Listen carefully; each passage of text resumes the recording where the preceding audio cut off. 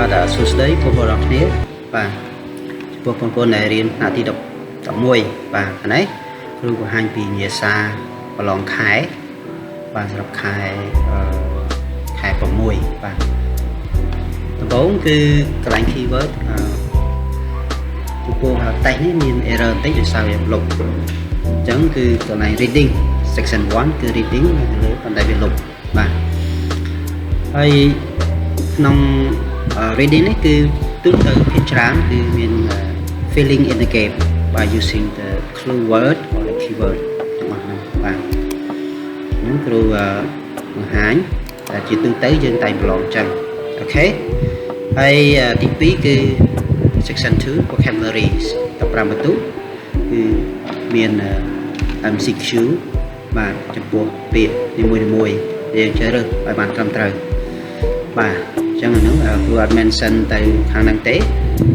ហើយមាន grammar អ្វីដែលគ្រូ mention គឺចំចែកលេខទាក់ទងទៅនឹង writing បាទជាច្រើនគឺសិស្សជាច្រើនគឺគាត់ face to the problem writing មែនតើឥឡូវនេះគ្រូនឹងបង្ហាញចំណុចខ្លះៗក្នុងការសរសេរបាទអញ្ចឹង topic គឺទាក់ទងទៅនឹងthe problems that you face to in your study in grade 11 អានេះជា topic ដែលគ្រូដាក់ឲ្យគ្រូឲ្យ concept ទី11ដាក់ធ្វើអញ្ចឹងអ្វីដែលសំខាន់ដែលយើងត្រូវគិតគឺយើងអានថាគេឲ្យយើងសេជាស្អីគឺទៅសេជា format បាទហើយអាន topic យើងឲ្យយល់ថាខ្លឹមសារនៃប្រធានបទនឹងស្អីគេបាទហើយ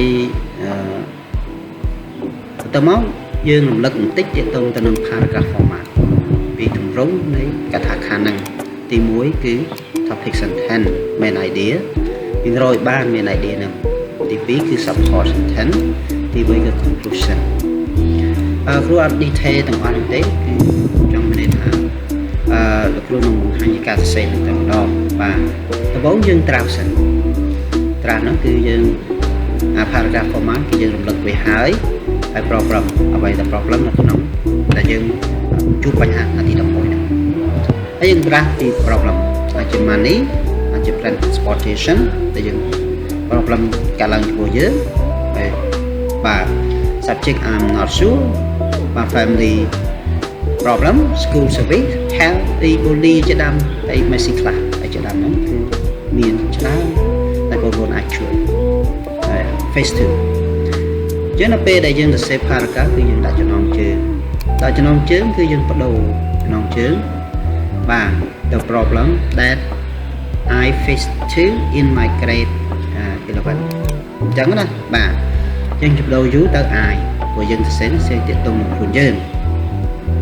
បាទអញ្ចឹងទម្រង់ក្នុងការសរសេរហ្នឹងគឺយើងចាប់ដើមបន្ទាត់មួយហើយយើងសរសេរដំបូងគឺ main idea ឬក៏ topic sentence ហ្នឹងបាទអញ្ចឹងយើងត្រូវជ្រើសរើសអ្វីដែលយើងមកសរសេរ main idea ហ្នឹងបាន2ទៅ3ចំណុចបានហើយដោយសារពេលវេលាយើងខ្លីគឺយើងសរសេរតែ3ចំណុចបាទអញ្ចឹងអ្វីដែលបានសរសេររៀបរាប់ហ្នឹងគឺមាន3ចំណុចគឺមួយ sentence ហ្នឹងបាទអញ្ចឹង the problem that I face to in my grade 11 are money transportation and subject that I'm not sure ហ្នឹងគឺ easy តែម្ដងមកចាំឲ្យជាច្បាស់គឺយើងប្រើពាក្យ firstly បាទគឺចំណុច firstly ទាក់ទងនឹងគេ money គឺយើងនិយាយថា money ទេដល់កន្លែងចំណុចហ្នឹងគឺ money ទៅមកបានចូលsecondly គឺនិយាយអំពី the first school transportation ដែលយើងបានតែមានបញ្ហាខ្លះមានម៉ូតូជិះមានកង់ជិះតែម៉ូតូមានភាពរបស់យើងបាទអញ្ចឹងយើងអាចដាក់ទី3ជា finally ឬក៏ thirdly ក៏បានដែរតែយើងចប់ទៅបាទអ្វីដែលយើងបាន digital ហើយយើងសេតាមលេខរៀងចឹងមកដើម្បីឲ្យការសេរបស់យើងវាដឹងថាយើងនឹងសេអ្វីច្បាស់លាស់បាទអូខេអញ្ចឹងចំណុចហ្នឹងហើយដែលយើងសរសេរពាក្យព័ន្ធទៅនឹងសូមបញ្ជាក់ពីសេចក្តីបញ្ចប់ពី conclusion នេះដែលយើងអាចសង្ខេបបន្តិចហើយយើងសេពីអានេះរបស់យើងពី ពីកំណត់របស់យើងបន្តិចទៅ so all of this problem always happen to me but I can do as much as I can ឬក៏ as possible as I can អញ្ចឹងគឺសេបែបនេះមានន័យថាវាចង់សេតែពី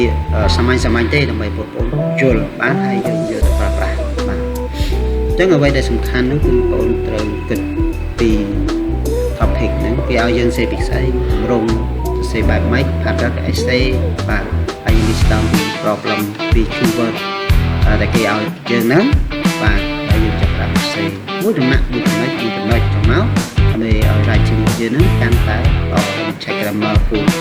check grammar check vocab spelling ហើយជាដើមហ្នឹងហើយនឹង content តើយល់នេះថាការសរសេររបស់យើងវាច្បាស់ទេអញ្ចឹងអាចបានពេញអញ្ចឹងអរគុណច្រើន